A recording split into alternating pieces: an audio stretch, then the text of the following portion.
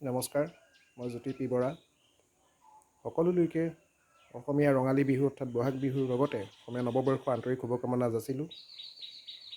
এইবাৰ বিহু ঘৰতে উদযাপন কৰিব লগা হৈছে। আজি ইংৰাজী এপ্ৰিল মাহৰ 15 তাৰিখ 2020 চন। ইতিমধ্যে কালি আমাৰ যি লকডাউন 21 দিনীয়া লকডাউন আছিলে, লকডাউন শেষ হোৱাৰ কথা আছিলে।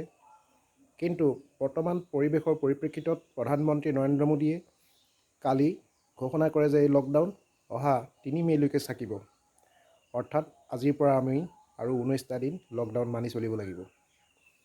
এইটো দেশখনৰ জনসাধাৰণ তথা সামগ্ৰিক গোটেই পৰিৱেশৰ কাৰণে অতি দৰকাৰী বুলি প্ৰধানমন্ত্ৰীয়ে বিবেচনা কৰিছে আৰু তেওঁৰ বাবে তেওঁ এই এক্সটেণ্ডেড লকডাউন ঘোষণা কৰিছে।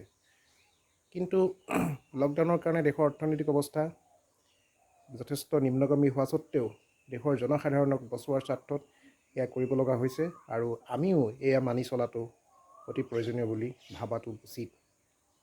যি নহওক, লকডাউনে আমাক বিহু, আমাৰ অসমীয়া হিয়াৰ আমঠু প্ৰাণৰ আমঠু বিহু বিগত বছৰবোৰৰ দৰে প্ৰতিপালন কৰাৰ ক্ষেত্ৰত যথেষ্ট অসুবিধাৰ সৃষ্টি কৰিলেও বিহু আমাৰ অসমীয়াৰ তেজত আছে, প্ৰাণত আছে।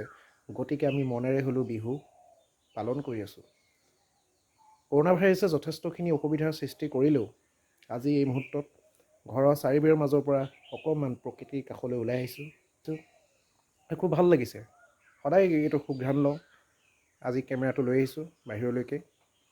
কিন্তু এইটো কথা ভাবি খুব ভাল লাগিছে, আগতে ইমান সময়ত ওলাই আহিলে অলপমান হ'লেও ইমান ধুনীয়া চেঁচা পৰশ নাপাইছিলোঁ। ভিডিঅ'টো কালি আপলোড কৰা কথা আছিল যদিও বিভিন্ন কাৰণত কালি সম্পাদনা কৰিব নোৱাৰিলোঁ আৰু আপলোড কৰা নহ'লে। কালি বিয়লিলৈ অহা যাক বতাহ ধুমুহাই বিভিন্ন ঠাইত বিস্তৰ ক্ষতি সাধন কৰে। বহু জেগাত গছ উভালি পৰে, বিভিন্ন জেগাত বিজুলী সেৱা ব্যাহত হয়।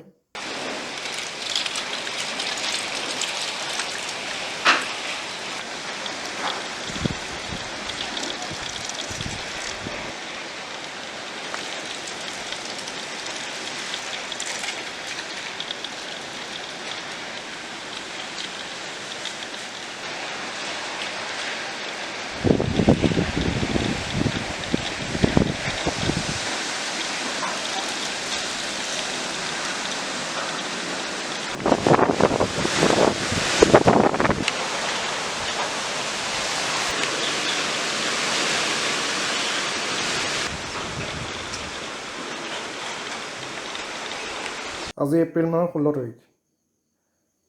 আজি বিহুৰ 4 নম্বৰ দিনা আৰু এই বিহুক চেনেহী বিহু বুলি কোৱা হয়। বৰ্তমান সময়ত আধুনিকতাৰ নামত বা আধুনিক বিভিন্ন ধৰণৰ বস্তু নিৰ্মাণ কৰিব গৈ যথেষ্ট সময়ত গছ গছনি কটা হৈছে। এইটো অতি পৰিতাপৰ বিষয়। আমাৰ যিটো ইক'লজিকেল ছিষ্টেম, এইটো ৰক্ষা কৰিবৰ কাৰণে গছ গছনি অতিশয় প্ৰয়োজন। যদি গছ নাথাকে, মানুহ নাথাকে।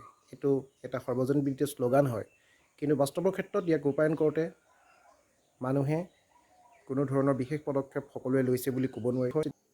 এই চেনেলৰ জৰিয়তে বিভিন্ন ধৰণৰ তথ্যভিত্তিক কথা বা তথ্য আপোনালোকক জনাৰ প্ৰয়াস কৰিম বুলি ভাবিছিলোঁ যদিও মনস্থ কৰিছিলোঁ। কিন্তু এতিয়া লকডাউনৰ পৰিপ্ৰেক্ষিতত বাহিৰত ওলাব পৰা নাই। তাৰ বাবে যি পৰিকল্পনা হাতত আছিলে সেই পৰিকল্পনাত কিছু পৰিমাণে স্থবিৰতা আহিছে। কিন্তু অনাগত সময়ত বিভিন্ন ধৰণৰ তথ্যভিত্তিক কথা মই এই চেনেলৰ জৰিয়তে সকলোকে জনাব পাৰিম বুলি আশা ৰাখিলোঁ। আমাৰ এই প্ৰয়াস আৰু পৰিকল্পনাক বাস্তৱত ৰূপ দিয়াৰ ক্ষেত্ৰত আপোনালোকৰ সহায় সহযোগিতা লাগিব। আশা কৰোঁ লাইক কৰিব, কমেণ্ট কৰিব, শ্বেয়াৰ কৰিব আৰু ছাবস্ক্ৰাইব কৰিব নাপাহৰিব।